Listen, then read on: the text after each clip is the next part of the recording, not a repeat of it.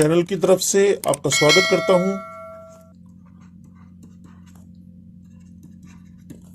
YouTube channel, Insta ID, Facebook, Telegram channel, सभी पे हम आपको मिल जाएंगे। कहीं भी आप उसको ज्वाइन करके अपने कमेंट्स शेयर कर सकते हैं। कोई नई वीडियो आप बनवाना चाहते हैं हमसे, तो आप हमसे कांटेक्ट कर सकते हैं। ओके, नोट्स आपको प्रॉपरली मिलते रहेंगे। अब यूट्यूब की हिस्ट्री में हिंदी मीडियम के बच्चों के लिए बहुत कम काम हुआ है। हिंदी मीडियम, हिंदी माध्यम के बच्चों के लिए बहुत कम काम हुआ है। तो हम चाहते हैं यूट्यूब पे छत्तीसगढ़ हो, यूपी हो, बिहार हो, मध्य प्रदेश हो, राजस्थान हो, बल्क एक ऐसे बेल्ट है जिसमें हिंदी मीडियम के बच्चे हैं और उन्हें दिक्कत आती है कोचिंग के टर्म्स को पढ़ने में। तो आइए हम आपकी हेल्प करते हैं। केमिस्ट्री वाले सर, लाइक कीजिएगा, शेयर कीजिएगा, सब्सक्राइब कीजिएगा हमारे चैनल को, और ऐसे ही आपको इंपॉर्टेंट और हाईली यूजफुल वीडियोस मिलते रहेंगे। तो पहला हमारे पास है मोल कॉन्सेप्ट। कॉन्सेप्ट्स में से बेसिक कॉन्सेप्ट्स और some basic concepts of chemistry. तो सबसे पहले हम इन चीजों पे फोकस करेंगे। पहले हम इंट्रोडक्शन पे जाएंगे, फिर हम पदार्थ, एसआई मात्रकों के साथ प्रयुक्त पूर्व लग्न और मात्रक परिवर्तन, इनके बारे में बात करेंगे। ओके, तो देखिए सिलेबस है, ये जनरल इंट्रोडक्शन है, एक सामान्य परिचय है, एक importance and scope of chemistry है, महत्व क्या है, इसका स्कोप, भविष्य में इसके क्या क्या यूज हो सकते हैं, concepts of element, atom, molecule, atomic and molecular mass, clear, इन सब पे हम डिस्कशन करना स्टार्ट करते हैं। तो एक छोटी सी मोटिवेशन की बात कर लें। Chemistry is the melodies you can play an vibrating string, clear. तो ये एक गाने की तरह है, जो इसको एंजॉय करेगा वो कर सकता है। तो इंट्रोडक्शन में, प्रस्तावना में सबसे पहले हम जो आपको बताने जा रहे हैं, रसायन विज्ञान के इस भाग में पदार्थों का संगठन, कॉम्पोजिशन, संरचना, स्ट्रक्चर और उसकी प्रॉपर्टीज का अध्ययन किया जाता है। क्लियर, चैप्टर आपको समझ में आ गया होगा। मोल कॉन्सेप्ट है, some basic concepts of chemistry.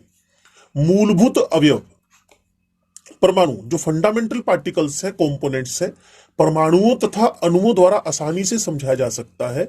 विज्ञान क्या है, क्लियर, वो हमें समझ में आता है कि पदार्थों के विज्ञान के अंदर इसको हम पढ़ते हैं। द्रव्य की दी हुई मात्रा में परमाणुओं तथा अणुओं को गिनना असंभव है, क्लियर ना। अब इनको गिनना अगर असंभव है तो इनको गिनेंगे कैसे? ठीक है जी।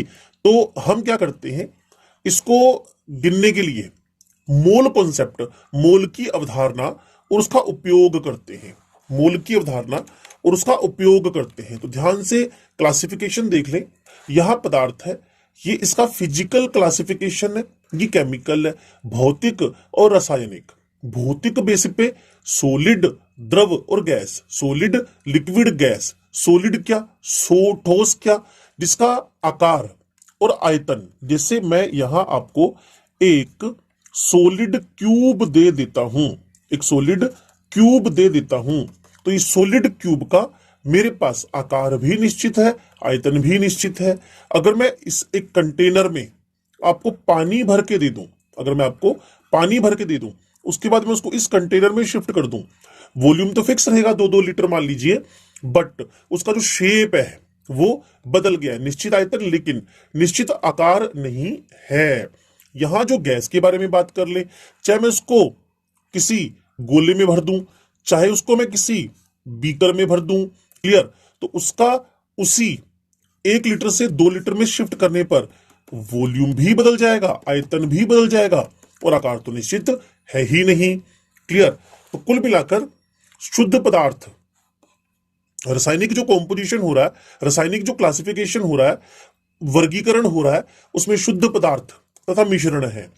शुद्ध पदार्थ, घटकों के द्रव्यमानों का निश्चित अनुपात, क्लियर, जो भी शुद्ध पदार्थ के अंदर कंपोनेंट्स हैं उनके मास का एक निश्चित अनुपात ही होएगा। जैसे पानी है, ये शुद्ध पदार्थ है, 2:16, 1:8 का रेशो, घटकों के द्रव्यमानों का निश्चित अनुपात है 1:8, 1:8, ये निश्चित अनुपात है। क्लियर है। उसके बाद इसको हमने क्या किया, तत्व और यौगिक में क्लासिफिकेशन कर लिया, एलिमेंट एंड कंपाउंड। तत्व और यौगिक में क्लासिफिकेशन कर लिया, एलिमेंट एंड कंपाउंड। तत्व एक ही प्रकार के परमाणु होते हैं, जैसे कि मैं आपसे P4 के बारे में बात कर लूं, जैसे कि मैं आपसे S8 के बारे में बात कर लूं, क्लियर। एक ही प्रकार के परमाणु है इसमें, phosphorus phosphorus phosphorus, sulphur sulphur sulphur. यौगिक की बात करें, विभिन्न तत्वों के दो या दो से अधिक परमाणु होते हैं, जैसे कि मैं आपसे H2O की बात वापस कर लूं, या फिर मैं मीथेन की बात कर लूं, ठीक है जी। तो विभिन्न तत्वों के दो या दो से अधिक परमाणु इसके अंदर हैं, ठीक है। तो मिश्रण एक होगा होमोजेनस, दूसरा होगा हेटेरोजेनस। होमोजेनस समांगी, होमोजेनस समांगी, सब तरफ एक ही टाइप का आपको कॉम्पोजिशन, संगठन नजर आता है। सर्वत्र एक समान संगठन तथा घटकों को विभेदित, डिफरेंशिएट नहीं कर सकते हैं। सॉल्यूशन विलयन, अलोइज मिश्र धातुएं, वायुमंडलीय वायु समांगी मिश्रण है, मतलब होमोजिनस है। नाइट्रोजन हो, ऑक्सीजन हो, या फिर बाकी बची हुई आपके पास गैसेस हो, ये ऑलवेज हमेशा एक समांगी होमोजिनस मिक्सचर मिश्रण बनाते हैं। विसमांगी मतलब हेटेरोजिनस, ठीक है जी। संगठन सर्वत्र एक समान नहीं होता। रेत व जल का मिश्रण, पानी को रेत में, क्लियर, ये रेत हुआ और इस पे ये पानी हुआ। अब आपको पता है ये हेटेरोजेनस है, क्लियर, विसमांगी है, क्योंकि सब तरफ एक जैसा मिश्रण, एक जैसा कॉम्पोजिशन, एक जैसा संगठन नहीं है। अब हम क्या करते हैं, क्लासिफिकेशन ऑफ यूनिवर्स की तरफ बढ़ते हैं। ब्रह्मांड का वर्गीकरण, क्लासिफिकेशन ऑफ द यूनिवर्स। ब्रह्मांड को दो भागों में वर्गीकृत किया गया है, द्रव्य और ऊर्जा। आपने आइंस्टाइन का नाम सुना होगा, जिसको आइंस्टीन बोलते हैं हम लोग। उन्होंने E=mc² करके मास का एनर्जी और एनर्जी का मास में कन्वर्जन बताया था। द्रव्य ऊर्जा, ऊर्जा द्रव्य, द्रव्य पदार्थ, कोई भी वस्तु जो स्थान घेरती हो, जैसे आप बैठे हैं तो आप वस्तु हो गए हैं, आपने स्थान घेरा हुआ है तो आप द्रव्य हैं। जहां भी आप बैठे हैं, बेड पर, टेबल पर, चेयर पर, जहां भी आप बैठे हैं, जिसमें द्रव्यमान हो, 40 किलो से लेकर 100 किलो तक आपका वजन, 110 किलो के आप हैं तो ज्यादा हैवी है, क्लियर। 10 किलो के तो आप हो नहीं सकते, तो 40-50 किलो, 60 किलो आपकी हाइट के अकॉर्डिंगली जो भी है, जिसको आप अपनी 5 इंद्रियों से, आंखों से, नाक से, कान से, स्पर्श से महसूस कर सकते हो, आपका पहना महसूस कर सकते हो, वो द्रव्य है, वो मैटर है, क्लियर, वो पदार्थ है। द्रव्य को दो प्रकार से वर्गीकृत करते हैं। एक है आपके पास भौतिक क्लासिफिकेशन, मीन फिजिकल क्लासिफिकेशन, और दूसरा रासायनिक वर्गीकरण, फिजिकल क्लासिफिकेशन, और दूसरा आपके पास है केमिकल क्लासिफिकेशन, भौतिक, और दूसरा है केमिकल। अब हम भौतिक क्लासिफिकेशन की तरफ बढ़ रहे हैं। अब हम भौतिक क्लासिफिकेशन की तरफ बढ़ते हैं। भौतिक क्लासिफिकेशन क्या हुआ, कमरे के ताप और दाब पर, क्लियर, कमरे के ताप और दाब पर जब आप भौतिक क्लासिफिकेशन करने लगते हो, जैसा कि ऊपर बताया गया था, सॉलिड लिक्विड गैस है, क्लियर, सॉलिड लिक्विड गैस है, तो सॉलिड के बारे में आपको ऑलरेडी बताया गया कि सॉलिड क्या, ठोस क्या, ऐसा सबस्टांस, क्लियर, ऐसा पदार्थ जिसका आयतन व आकार दोनों ही निश्चित हो, उसे सॉलिड यानी ठोस कहते हैं। शक्कर चीनी आप खाते हैं, लोहा आप यूज करते हैं, सोना आप पहनते हैं, लकड़ी, क्लियर, जलाते हैं, ये सब सॉलिड है, ये सब ठोस है। ऐसा अभिकर्मक, ऐसा पदार्थ जिसका आयतन तो निश्चित हो, आकार निश्चित ना हो, उसे द्रव कहते हैं, क्लियर।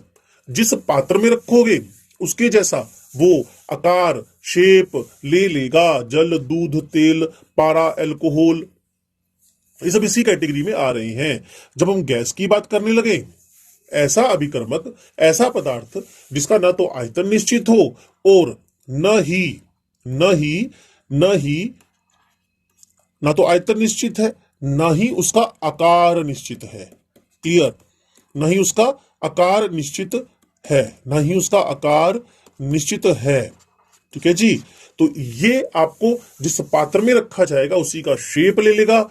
ये आपके अराउंड में जितनी भी गैसें आपको समझ में आती हो, सभी इसी में वर्गीकृत होती हैं। हाइड्रोजन, ऑक्सीजन, CO2, SO2, जो भी गैसेज आपको दिखे, क्लियर, दिखेगा मतलब है महसूस कर पाए। आप ऑक्सीजन एक्सहेल कर रहे हैं, आप ऑक्सीजन इनहेल कर रहे हैं और CO2 एक्सहेल कर रहे हैं, O2 अंदर गई लेकिन आपको पता थोड़ी चला गई, आप तो जिंदा हो तो आपकी ऑक्सीजन अंदर गई है। क्लियर। तो रासायनिक वर्गीकरण जैसा कि मैंने आपको बताया था, शुद्ध अभिकर्मक, शुद्ध पदार्थ और मिश्रण। अब अगर मैं शुद्ध अभिकर्मक प्योर सब्सटेंस की बात कर रहा हूं, ऐसे पदार्थ जिनमें एक ही प्रकार के अभिकर्मक उपस्थित हों शुद्ध अभिकर्मक कहलाते हैं। जैसे कि इसमें तत्व और यौगिक आ गया है, तत्व और यौगिक। तत्व पूरी पीरियोडिक टेबल, क्लियर, पूरी की पूरी आवर्त सारणी,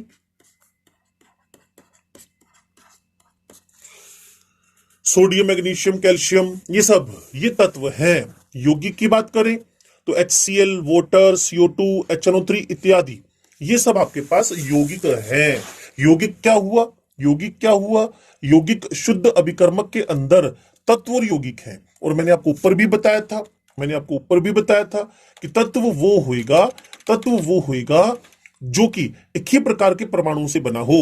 यौगिक वो होएगा जिसमें विभिन्न तत्वों के 2 या 2 से अधिक परमाणु हों, विभिन्न तत्वों के 2 या 2 से अधिक परमाणु हों।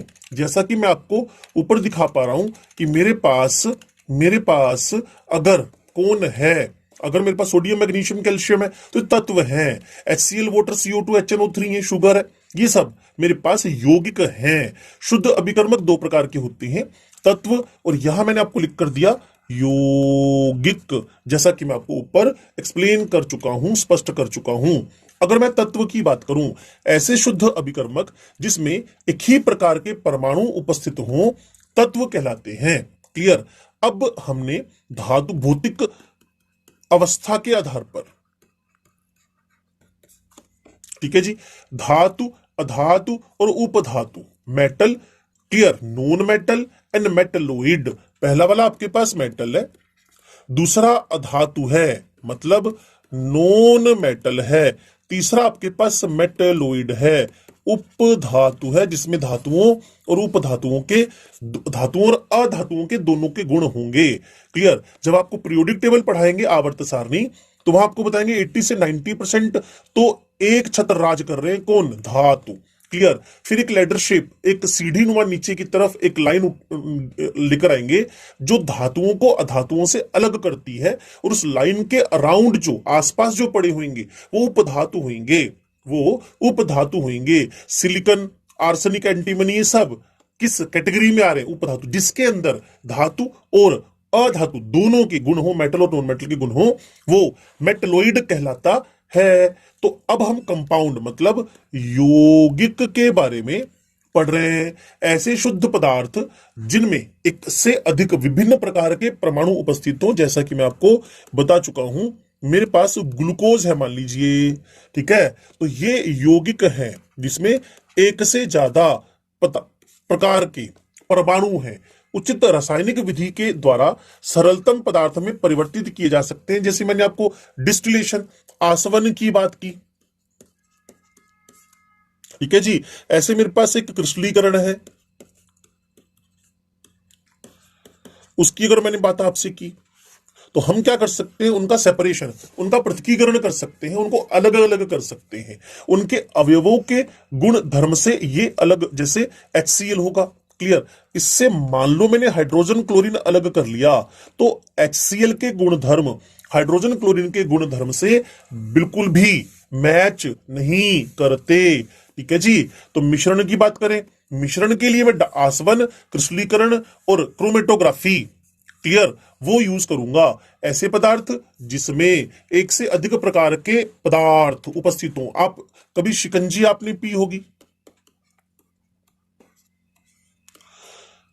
है क्या, चीनी है इसमें, पानी है इसमें, नमक है इसमें, सिट्रिक एसिड, नींबू है इसमें। तो आप इसको शिकंजी को मिश्रण कहेंगे, मिश्रण कहेंगे। ऐसे पदार्थ जिसमें एक से अधिक विभिन्न प्रकार के पदार्थ उपस्थित हों, जो कि भार के अनुसार किसी भी अनुपात में हो सकते हैं, पानी ज्यादा, चीनी कम, और उसके बाद नमक और कम, सिट्रिक एसिड बिल्कुल कम। तो यहां उनकी जो रेशो है मतलब उनका जो रेशो, आपके पास अनुपात जो होगा वो लेस और मोर, कम और ज्यादा हो सकता है। मिश्रण का गुणधर्म उनके अवयवों का ही गुणधर्म होता है। शिकंजी में मीठा ज्यादा लग रहा है तो चीनी ज्यादा है, थोड़ा सा खारा लग रहा है नमक ज्यादा है। बिल्कुल दोनों, न चीनी ज्यादा लग रही है ना नमक, बैलेंसिंग है तो पानी ज्यादा है। और कहीं आपको टेस्ट खट्टा खट्टा ज्यादा आ रहा है तो सिट्रिक एसिड ज्यादा है, तो उसके गुण धर्मों को होगा। और इनका सेपरेशन, इनका पृथकीकरण, इनका सेपरेशन भी हम कर सकते हैं। क्लियर? तो मिश्रण दो प्रकार का होएगा, एक होमोजेनस होएगा, एक हेट्रोजेनस होएगा, एक समांगी होएगा, एक विषमांगी होएगा। ऐसा मिश्रण जिसमें सभी अवयव संपूर्ण मात्रा में समान रूप से उपस्थित हों। जल के साथ लवण मतलब नमक के साथ आपके पास पानी है, जल के साथ शक्कर है, जल के साथ अल्कोहल है। क्लियर? तो ये सब समांगी मिश्रण है। विषमांगी जल रेत, जल तेल, रक्त, पेट्रोल, ये सब हमारे पास विषमांगी है। ये सब विषमांगी है जिसमें सभी अवयव संपूर्ण मिश्रण में समान रूप से उपस्थित न हो, विषमांगी मिश्रण कहलाता है। विषमांगी मिश्रण कहलाता है। यहां हमारे पास कुछ क्वेश्चंस है। कमरे के ताप व दाब पर हमें भौतिक क्लासिफिकेशन के अकॉर्डिंगली कितने टाइप का क्लासिफिकेशन हो सकता है, भौतिक वर्गीकरण किया जाए तो कितने टाइप के पदार्थ हो सकते हैं। तो आंसर हम लिखने वाले हैं इसका 4। कमरे के ताप और दाब पर भौतिक वर्गीकरण 3 अवस्थाओं में होता है, ठोस भी, द्रव भी और गैस भी। क्लियर? उसके बाद का क्वेश्चन हमें कहता है कि हम यौगिकों को कितने प्रकारों में बांट सकते हैं। तो हमारे पास कार्बनिक यौगिक है और अकार्बनिक यौगिक है। 2 टाइप के यौगिक है। तो 1 और 2 इसका दोनों आंसर आ जाएगा। यौगिकों में क्लासिफिकेशन ऑर्गेनिक, इनऑर्गेनिक, पहला ऑर्गेनिक, दूसरा इनऑर्गेनिक, कार्बनिक, दूसरा अकार्बनिक। क्लियर? अब हमें यह कह रहा है निम्न में से कौन सा समांगी मिश्रण है, कौन सा होमोजेनस मिक्सचर है, कौन सा समांगी मिश्रण है। तो जल अल्कोहल पानी में, दारू में पानी डाल दो, वो दोनों मिश्रित होकर एक समान रूप के विलयन का निर्माण कर लेते हैं। तो हमें ये दिखता है समांगी। ठीक है जी? क्लासिफिकेशन पूछ रहा है। क्लियर? क्लासिफिकेशन जैसा हमने किया था, मिश्रण 2 प्रकार का होता है। क्लियर? एक विषमांगी मिश्रण, एक समांगी मिश्रण। इसलिए आंसर आपके पास आएगा 1 और 2 दोनों, समांगी मिश्रण, विषमांगी मिश्रण। और अगर आपके पास यूनिफॉर्म थ्रू आउट है, मतलब सभी तरफ समान संगठन है, तो फिर आपका आंसर 3rd की जगह पर समान संगठन वाले को समांगी मिश्रण कह देंगे, जैसा कि मैंने भी आपको अल्कोहल जल दोनों मिलाकर बताए थे। ठीक है जी? अब हमें ये समझना है, एक ग्रेफाइट पढ़ाओ, एक प्रोड्यूसर गैस पढ़ियो, सीमेंट पढ़ाओ, मार्बल पढ़ाओ, तो इसमें हमें पदार्थ के बारे में सीखना है। तो देखिए, ग्रेफाइट अकेला कार्बन है, ये तो तत्व की कैटेगरी में आ जाएगा। सीमेंट मिश्रण की कैटेगरी में आ जाएगा। मार्बल पदार्थ की, यौगिक की कैटेगरी में आ जाएगा। ये आपके पास यौगिक की कैटेगरी में आ जाएगा। ठीक है जी? और यहां आपके पास मिश्रण और प्रोड्यूसर गैस आपको पता होगा, कार्बन मोनोऑक्साइड और हाइड्रोजन का मिक्सचर है। कार्बन मोनोऑक्साइड और हाइड्रोजन का मिक्सचर है। कार्बन मोनोऑक्साइड और हाइड्रोजन का मिक्सचर है। तो ये फिर एक मिक्सचर समांगी मिश्रण की कैटेगरी में चला गया। तो आंसर आपका मार्बल हुआ है, जो कि एक यौगिक है, जो कि एक सबस्टांस है। ठीक है जी? उसके बाद हमारे 3 इलिस्ट्रेशंस हो रहे हैं। अब हमें देखना क्या है, एक अभिकर्मक के एक तत्व में केवल एक ही प्रकार के परमाणु उपस्थित होते हैं। क्लियर? एक पदार्थ के अगर तत्व की बात करें तो एक ही प्रकार के परमाणु, बिल्कुल ठीक है। क्लियर? अब यौगिक में अलग अलग प्रकार के होंगे, यौगिक में विभिन्न प्रकार के होंगे, और सभी समांगी मिश्रण विलयन कहलाते हैं। तो ठीक है, बिल्कुल जितने होमोजेनस मिक्सचर्स है, और मुझे अच्छी तरह याद आ रहा है हम विलयन चैप्टर अध्याय पाठ पढ़ेंगे 12वीं क्लास के अंदर। वहां डेफिनेशन परिभाषा जो है वो लिखा है homogeneous mixture of two or more substances known as the विलयन, मतलब सॉल्यूशन दो या दो से ज्यादा, two mixture of homogeneous mixture of समांगी मिश्रण दो या दो से अधिक पदार्थों का, क्लियर, विलयन कहलाता है। तो ये भी ठीक, ये भी ठीक, ये भी ठीक है। ओके, चलिए आगे बढ़ते हैं। एक शुद्ध अभिकर्मक केवल हो सकता है क्या? क्या एक यौगिक हो सकता है, क्या एक तत्व हो सकता है, एक तत्व या एक यौगिक हो सकता है, या विषमांगी मिश्रण। मिश्रण तो शुद्ध अभिकर्मक हो ही नहीं सकता, ये दोनों हो सकते हैं ये वाले। That's why your answer should be 3, एक तत्व और एक यौगिक, एक शुद्ध पदार्थ हो सकता है। निम्न में से कौन सा एक मिश्रण नहीं है? नल के पानी में तो बहुत ज्यादा अशुद्धियां घुल कर आती हैं, तो ये तो मिक्सचर हुआ। आसुत जल, प्योर वाटर, डिस्टिल वाटर बोलते हैं, जल में लवक, ये तो आपका NaCl विद वाटर हो गया। जल में तेल, ये विषमांगी हो गया, हिड्रोजनस। तो आपका जो मिश्रण नहीं है वो है डिस्टिल वाटर। आसुत जल मिश्रण नहीं है, आसुत जल मिश्रण नहीं है। अब चलते हैं SI यूनिट्स। अब देखिए, विश्व के विभिन्न भागों में मापन के लिए विभिन्न प्रकार की इकाइयां उपयोग में ली जाती हैं। वर्ल्ड के विभिन्न भागों में मेजरमेंट के लिए डिफरेंट टाइप के यूनिट्स का यूज करते हैं, क्लियर। अब हमारे पास संपूर्ण विश्व में एक ही इकाई पद्धति के लिए फ्रेंच एकेडमी ऑफ साइंस, इसको थोड़ा सा अंडरलाइन करें, 1791 में मापन के लिए एक नई पद्धति प्रस्तुत की, जिसे मैट्रिक पद्धति कहते हैं। मैट्रिक पद्धति कहते हैं, जिससे 1 किलोमीटर 10⁻³ मीटर, 1 सेंटीमीटर 10⁻⁻² मीटर, ये आपके पास वैश्विक स्तर पर यूज कर ली गई हैं। वैश्विक स्तर पर, क्लियर, ग्लोबल लेवल पे इसको एक्सेप्ट कर लिया गया है। तो आपको जो याद रखना है, फ्रेंच एकेडमी ऑफ साइंस ने 1791 में मापन के लिए एक नई पद्धति प्रस्तुत की, नई पद्धति प्रस्तुत की, जिसको आप मैट्रिक पद्धति कहते हो। अभी आपको इकाइयां जो 7 मूल 7 बेसिक यूनिट्स हैं, जिसमें आप पढ़ोगे इकाई की अंतरराष्ट्रीय पद्धति में 7 मूल भौतिक इकाइयां हैं, ठीक है जी। तो अब यहां इकाई लिखी, भौतिक इकाई लिख दी गई है, ठीक है जी, भौतिक इकाई लिख दी गई है। और यहां ऐसा यूनिट लिख दी गई है, उसकी लंबाई की भौतिक इकाई मीटर है, द्रव्यमान की किलोग्राम है, कितने किलोग्राम सब्जी लेकर आए, क्लियर, कितनी लंबाई का बेड है, कितना समय हुआ है सेकंड, विद्युत धारा कितनी बह रही है एम्पियर, ताप क्या हुआ है केल्विन, प्रकाशीय तीव्रता लीस्ट टू लीस्ट यूज होने वाला है कैंडिला, कैंडल से याद कर सकते हैं आप, कैंडल जगती है, प्रकाशीय तीव्रता कैंडिला।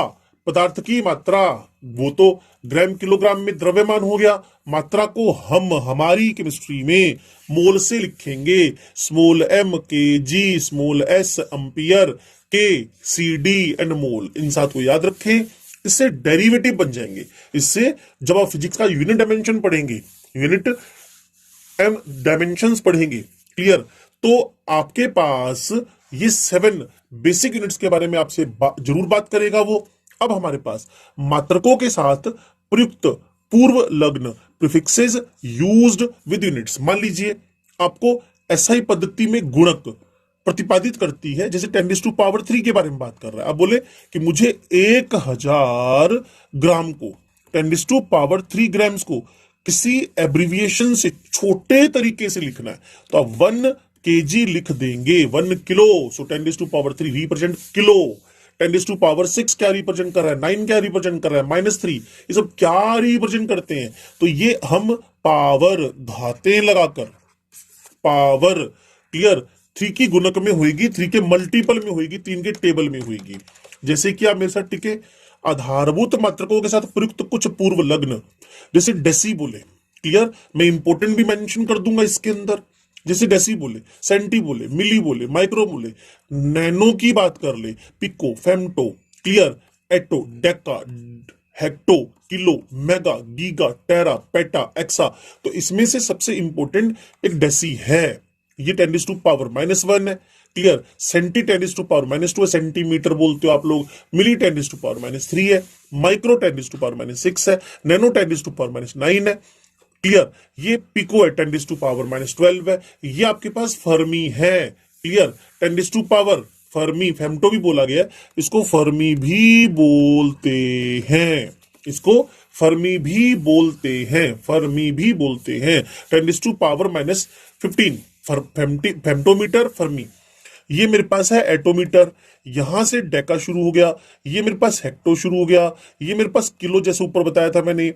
मेगा शो मतलब 10 लाख लोग आने वाले हैं, तो mega show. Clear, it is megametre, million 10⁻9, gigametre 10⁻12, terametre 10⁻15, petametre 10⁻18, exametre. तो छोटी यूनिट्स को अगर फोकस कर ले, -1 +1, -2 +2, -3 +3, उसके बाद 3 के गुणक में चल रही है। क्लियर, -1 +1, ये माइनस का एक है, ये प्लस का एक है, उसको बोला डेसी, इसको बोला डेका, दोनों के डीडीआर है, डेसी डेका, लेकिन इसको डी से लिखा गया, इसको डी से लिखा गया। किसने कहा 1 डेकामीटर, तो 10 मीटर है। 1 डेसीमीटर 1/10 मीटर है। सेंटी, क्लियर, उधर सेंटी 10⁻⁻2, इधर हेक्टो, 1 हेक्टोमीटर है, 1 हेक्टोमीटर है। तो आप बोलेंगे 100 मीटर है, 1 हेक्टोमीटर है, 100 मीटर है, 1 किलोमीटर है, 1000 मीटर है, 1 मेगामीटर है, 10⁻6 मीटर है। तो थोड़ा सा फोकस करिए, important terms are deci, centi milli, micro nano, pico, fermi. बस ये एटो उतना काम का नहीं, उसके बाद डेका भी उतना काम का नहीं, हेक्टो काम का नहीं, किलो, मेगा, बाकी सब इसमें काम के नहीं। हमारी केमिस्ट्री माइन्यूट, माइक्रो डील करती है, इसीलिए माइनस वाली टर्म्स ज्यादा इंपॉर्टेंट हैं, लेकिन भूलना मत, इसको काम आएंगे। तो 1 लीटर लिखा हुआ है जैसे, तो 1 डेसीमीटर क्यूब। अब बोलेंगे how the 1 decimetre cube, deci अभी बताया था मैंने अभी आपको,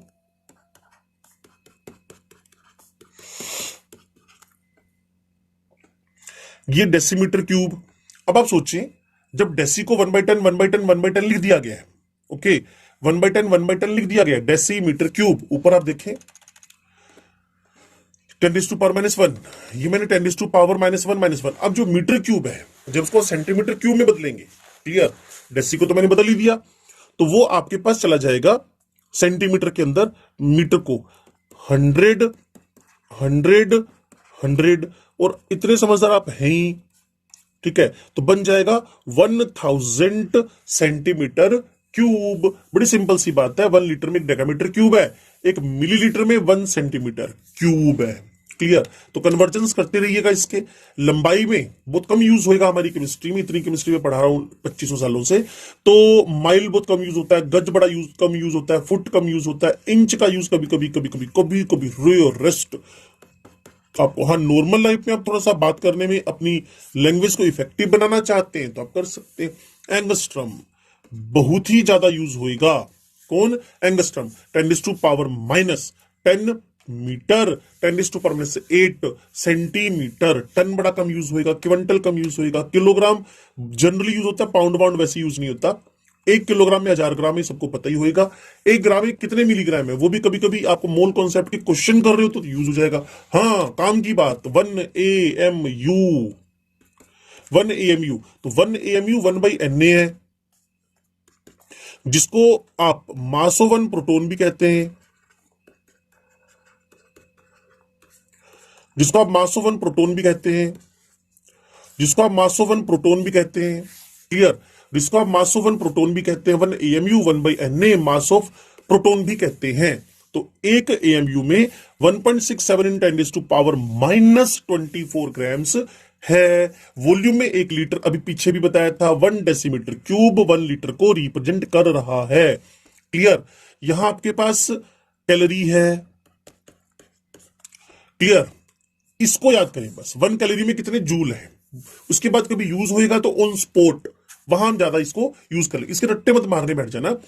प्रेशर वेरी वेरी इंपॉर्टेंट है।